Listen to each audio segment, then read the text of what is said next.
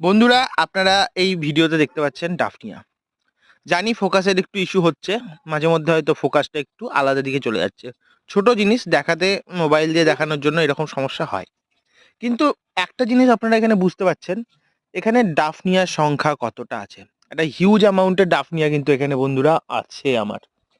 আর এই ডাফনিয়া কিভাবে আমি কালচার করেছি, বাড়িতে কিভাবে কালচার করেছি সেটাই আজকে আপনাদের দেখাবো।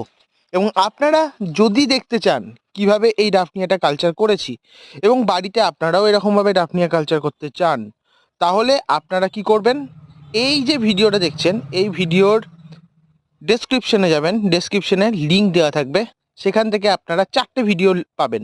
সেই ভিডিওগুলো দেখলেই আপনারা কিন্তু বাড়িতে কিভাবে ডাফনিয়া কালচার করবেন স্টেপ বাই স্টেপ আপনারা জানতে পারবেন এবং এইরকম অ্যামাউন্টের হিউজ ডাফনিয়া কালেক্ট করতে পারবেন এবং মাছকে খাওয়াতে